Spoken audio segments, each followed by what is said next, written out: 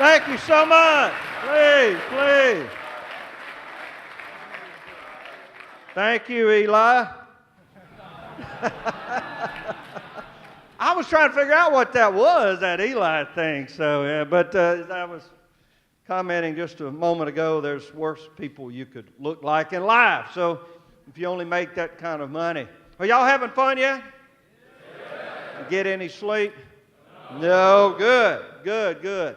I noticed, I just heard a little bit, hopefully yesterday, you were recognizing the importance of the United States military, particularly on Memorial Day. I had a great opportunity to ride my Harley-Davidson motorcycle to Rankin County and get involved in the Memorial Day and speak there, recognizing our soldiers who have paid the ultimate sacrifice. So it is always good to make sure that you recognize and continue to honor those not much older than you that have lost their lives in service to this great nation. Thank you. All right, I thought I'd share with you in a short time I have a little bit about a national agenda. Each year I normally come in and I talk about what's going on in the state and the great things that are happening in Mississippi, and I can always do that. But I was thinking this weekend I have to go speak to the Southern Republican Leadership Conference in New Orleans. I'm down there with folks like Donald Trump and a couple of guys like Chris Christie and Rick Perry. Y'all may have heard of some of those guys. The good thing about me, I'm not running for president.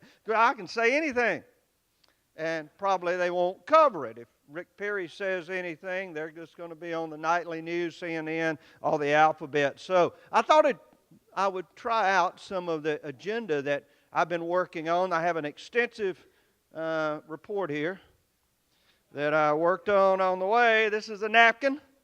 And so I thought, most of the important things that we should be able to do as a nation, you ought to be able to do on the back of a napkin. Now, I know you got to work it out. I mean, it's just not this easy. You got to go through some details and some really hard research. But I thought I'd try this out real quickly on it, and then I'll take your questions. Number one, grow the economy. That's not rocket science, is it? When I came into office, we were at unemployment of about 9.6. That means 9.6% of the people in the state of Mississippi were not working, did not have a job. We're now down to 7.5. It dipped to 7.4. Grow the economy. Put people to work. In my inaugural address, I said my first job is to make sure that every Mississippian that wants a job has one. I've amended that. Even if they don't want a job, I want them to have one. That's the way you grow the economy. You put people to work, and so to do so, we have to make sure there's opportunities available because we want to keep you here. We don't want you to have to go off to Tennessee or, for heaven's sakes, California or Texas, someplace like that, because you think there's no opportunity in Mississippi. Mississippi is growing to an economy that has reached over $100 billion GDP. $100 billion GDP. We bring in companies like GE to help them manufacture their jet engines. We make a couple of things like the Corolla automobile for Toyota and 8 different lines for Nissan. We make the most advanced warships on the planet at Ingalls Shipbuilding in Pascagoula. The most advanced. Just the other day, I cut a ribbon on a new test facility for the engines for SpaceX. Any of you heard of SpaceX? These are the guys that docked the other day with the International Space Center. Yeah, they're a private company, and they're building rockets that will go to Mars one day and take man there and safely return him to Earth and Mars. I tell people, man may go to Mars one day, but he's going to have to pass through Hancock County to get there. So, how do you do that? Well, you reduce taxes. Reduce taxes, that's number 2. Every time you reduce taxes on something, you sell more of it. When you increase taxes on services or goods, you sell less of it. When you walk up and you look at a price tag and you go, wow, that's a little expensive there, and it's got about a 12% tax, you decide you can live without that. When companies come here and they do the same thing, one of the reasons that Yokohama Tire and Toyota and Nissan and GE and all the great companies we have is because we have a low corporate tax rate. Now, you generate revenue by people getting jobs, and when they get a job, what do they want to do? Well, they want to go buy something. So they want to buy a house or they want to buy an automobile, and the salesman that sells them that pickup truck decides, well, I made a good commission on that. Maybe I'd like to go buy a motorcycle or a boat. And the guy selling the boat says, I got enough to pay the rent. I'm going to go buy a new house. And that's called the multiplier effect. And you get that by cutting taxes. Just now, we are the second best place in the world, according to the Fraser Institute, to invest in the oil and gas business. Here, number 2 in America. We did so by reducing taxes on CO2, which is used for enhanced oil recovery, and by reducing taxes on oil that's brought up out of the ground by hydraulic fracturing. 46% of the oil that we recover in the state of Mississippi, we're number 13 in the nation for oil and gas production. Number 13. And so when you hear these people talk about, oh, Mississippi's always number 50, always number... No, we're not. We're number 9 in the nation. Just now, Area Development Magazine says we're number 9 in the nation for economic development opportunity. Number 9, not number 35 or 50 or 40, number 9 in the nation. So we did so by growing the economy and cutting taxes. What else should we do?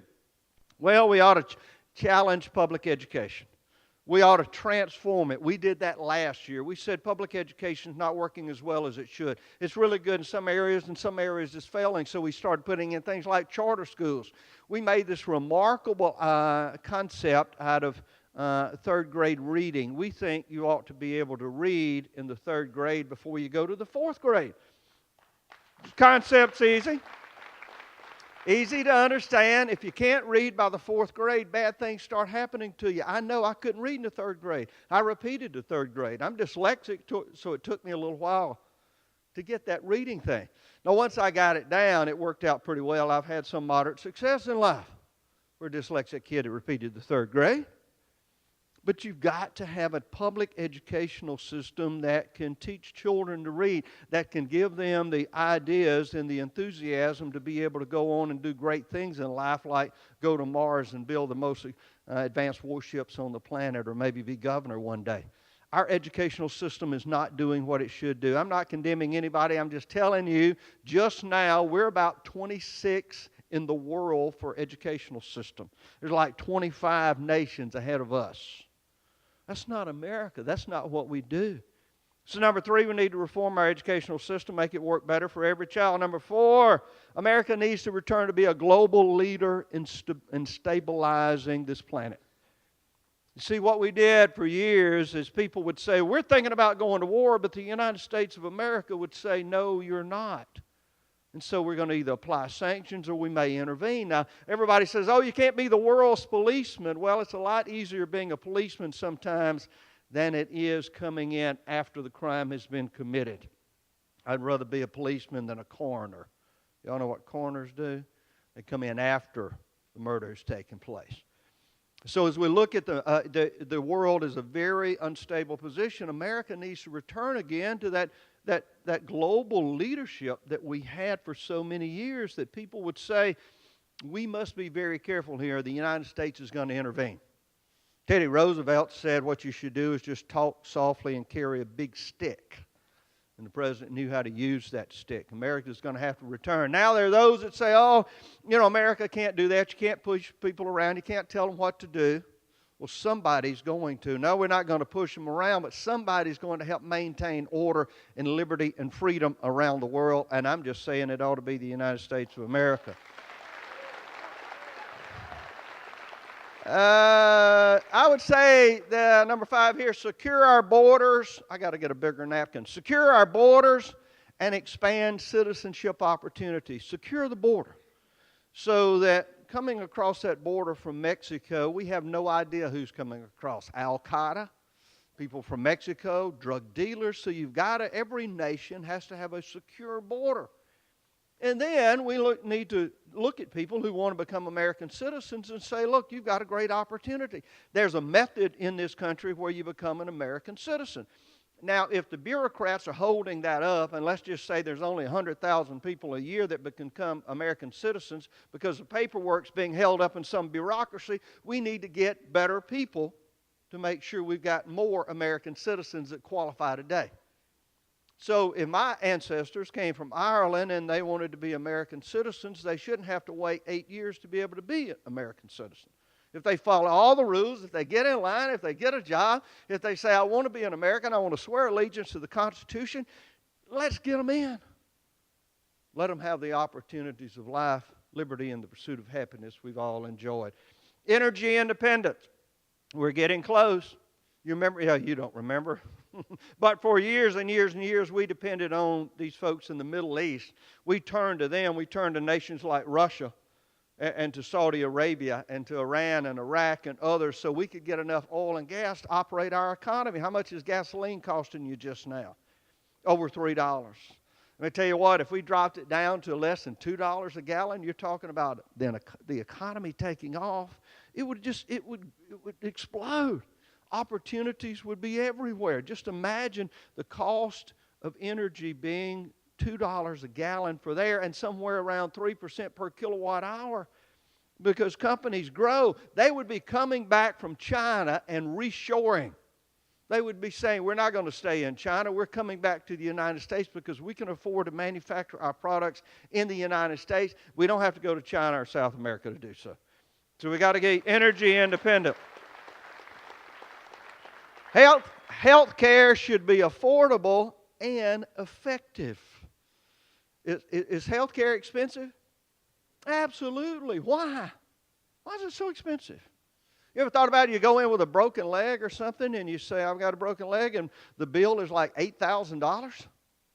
$8,000, $10,000, where they have to take x-rays and had to set it. And, I was born in Morehead, Mississippi. I was delivered by a traveling physician that would go from house to house, and he would work for the prison. He actually worked for Parchman, and then he would come out and deliver babies like me, and he'd fix a broken leg. Now, I know that's an old world concept, but we have to look at why in the world we're paying $8,000 and $10,000 for a procedure. It's kind of like going into a restaurant and order a meal, and all of a sudden the guy says, that's $1,200. Why? Well, I got an expensive chef back here. I mean, he's the world's best chef, but it takes a lot, and we have to go around the world to gather all these things. So how many times would you eat out? Not very often. The cost of health care is out of control. A lot of it deals with the fact that people like to sue doctors, and so they have to pay very large amounts of money for insurance, so when they get sued for malpractice. Some of it has to do with research, but we've also got to make sure that it's effective. So you're not, as a Medicaid patient, for example, coming back to the same doctor on an average of 6 times a month. We've got to cure you if we're going in there. We've got to demand efficiency and affordability, and we've got to get more doctors. Anybody here want to be a physician? Good. We need to get more doctors. It's supply and demand. If there were only 20 mechanics in Mississippi, how much could they charge you? Whatever they wanted. Yeah, of course, we'd be calling them technicians and doctors and whatever. We got that doctor thing, don't we? But we need more physicians. We need more doctors, so more medical schools. So we're building a new medical school here in Mississippi. William Carey just graduated his first class of doctors just last weekend. More doctors are going to bring the cost down. Number 8, support the military. Thank you for doing that. I had a group of generals and colonels in my office this morning, and they were telling me how sequestration is going to reduce the support of military in Mississippi. See, our Mississippi National Guard is some of the best in the world. I can tell you because almost every one of them have been deployed at one time to the Middle East. And I talk to generals and congressmen and senators who say we do a tremendous job. Our men and women in Mississippi are patriots, and they are soldiers, and they are professionals. So when we start hearing about the reductions in our defense, so if you look at companies like our helicopter, American Eurocopter in Columbus, Mississippi, that manufactures the Lakota helicopter, we're going to lose jobs. When you talk about Ingalls, we're going to make less ships. But what worries me, this is a very dangerous planet. Very dangerous planet. So it seems as if every time we start reducing the military, then something happens, and then all of a sudden we say we've got to rush out and try to do more so that we can make this a safer planet for all of us to live and defend democracy around the world as well as at home. So I think we need to support our military in every way that we can. Protect the Second Amendment. Any of you have guns? You like to go hunting, fishing? Yeah, well, you don't always fish with a gun. Sometimes you do. Protect the Second Amendment. That's pretty simple. You have the right to keep and bear arms.